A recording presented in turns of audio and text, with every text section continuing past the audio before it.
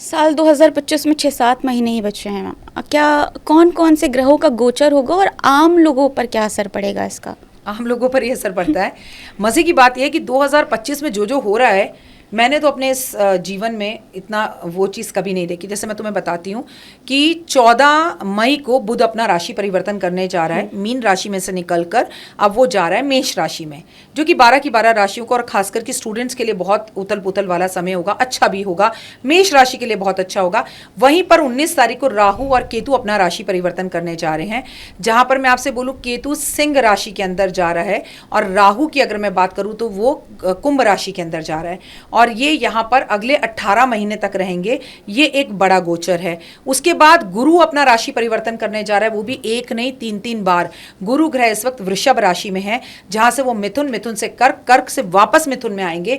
तो गुरु जब इतनी बार अपना राशि परिवर्तन करता है, जबकि साल में केवल एक बार करता है, तो इसे गुरु का अतिचारी होना कहते हैं। तो इसका असर शेयर मार्केट पर पड़ेगा, इसका असर लोगों की मैरिड लाइफ पर पड़ेगा। राहु केतु का असर पूरे विश्व की युद्ध की स्थितियों पर पड़ेगा, लड़ाइयों पर पड़ेगा, भूकंप का आना, झगड़े होना, आतंकवादी हमलों का फिर से होना, लोगों का क्रोधी होना, बड़े बड़े सेलिब्रिटीज का जो है तलाक होना और मौसम के अंदर वाद विवाद दिखना, पानी से जुड़ी समस्या होना। मैंने पहले भी बोला था कि पानी से जुड़ी हुई कोई विवाद आएगा। देखिए हिंदुस्तान पाकिस्तान में पानी का विवाद आ गया, पानी को रोक लिया गया। तो ये कहीं ना कहीं इसका असर हमारे मौसम पे, हमारे जल जीवन पर, हमारे ऊपर, युद्ध की स्थितियों पर, लोगों के मूड पर, शेयर मार्केट में और सोने की गिरावट पर और चढ़ावट पर आता हुआ दिखाई देगा। जैसा कि मैम आपने कहा कि युद्ध की संभावना बन रही है। अभी पहलगाम में जो हुआ, पूरा देश उससे दुखी है। और अब क्या भारत की कुंडली में ऐसा कुछ दिख रहा है कि इससे भी बड़ा महायुद्ध जिसे कहते हैं, उस तरह की कुछ चीज़ें होंगी? तुमने मुझसे अभी इससे पहले कहा कि अगले 7 महीने बचे हैं। मैं आपकी पॉडकास्ट में एक बात बहुत क्लियर कर दूं, 7 महीने को गोली मारो, छोड़ दो। 2025 से लेके 2030 तक जो स्थितियां भारत की और पूरे विश्व की हैं, केवल युद्ध की हैं, केवल आतंकवादी हमलों की हैं, केवल ज्वालामुखी फटने की हैं, केवल केदारनाथ बद्रीनाथ पर बड़े बड़ी दुर्घटनाएं होने की है कि बहुत सारे लोग जो है धार्मिक यात्राओं पर जा रहे हैं। जैसे कुंभ के अंदर अग्नि घटना हुई, ऐसी अग्नि घटनाओं की हैं।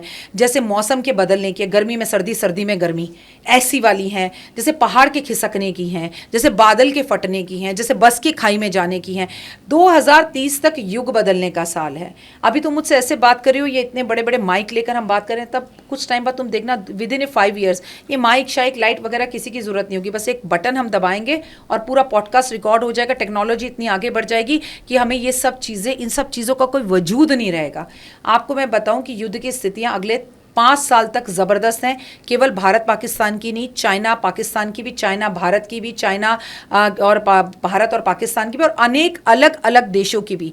उससे ज़्यादा प्रॉब्लम पता है क्या है? आम जनता का सड़क पर उतरकर विरोध करना, चाहे वो डॉक्टर हो, चाहे वो वकील हो, चाहे वो पुलिस वाले हो, चाहे सैनिक हो, चाहे जैसे कहते हैं किसान आंदोलन हो, चाहे स्टूडेंट्स हो। क्योंकि जब गुरु इतनी बार अतिचारी होता है तो बहुत ज़्यादा स्टूडेंट्स के ऊपर इस बात का फर्क पड़ता है। चाहे कॉलेज से जुड़े विवाद आए, चाहे स्कूल से जुड़े विवाद आए, चाहे कोई नए नियम आए, चाहे कोई पेपर लीक हो जाए, ऐसी चीज़ें आने वाले टाइम में हमें बहुत दिखेंगी। और मैं आपसे केवल 2027 की नहीं, 2027 से लेके 2030 तक की बात कर रही हूँ, और 2025 में तो ये चीज़ें बहुत ही देखने के लिए मिलेंगी। तो फिर राशियों के लिए कौन कौन सी राशियां हैं जिनके लिए 2025 में सबसे शुभ योग कह सकते हैं कि बन रहा है? राशियों को छोड़ो, जैसे तुम कर्म करोगे, अगर आपके कर्म अच्छे हैं तो ये साल आपको मालामाल करेगा।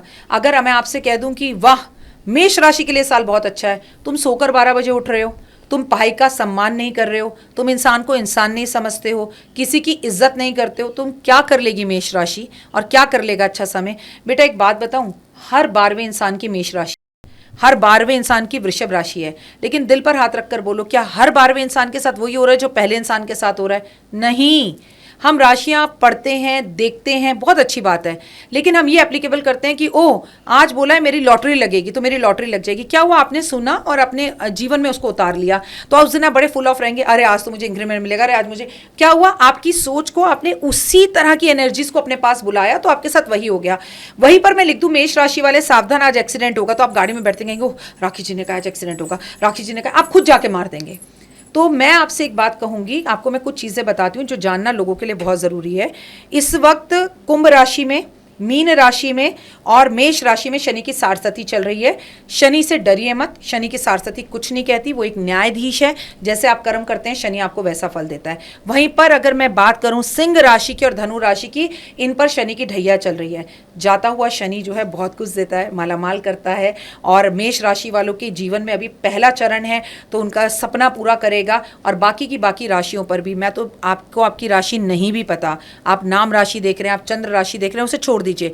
सिर्फ कर्म करिए, सुबह जल्दी उठना शुरू करिए, माता पिता की सेवा करिए, लोगों को कॉम्प्लीमेंट दीजिए, लोगों का यूज़ करना बंद करिए और ईमानदारी से अपने पथ पर चलिए। आप देखिए आपको आपकी राशि पता है या नहीं पता, आप दीन दुगनी रात चौगनी तरक्की करेंगे ही करेंगे।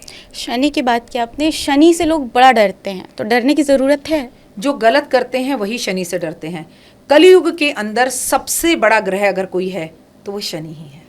आपको मैं बताऊं, वो न्यायाधीश है। अब आप और मैं गाड़ी चलाकर जा रहे हो और हम एक साइकिल वाले को गाड़ी मार दें, उसका सर फट जाए और हम दोनों को जज के सामने खड़ा करा जाए, तो क्या हम मुस्कुराएंगे?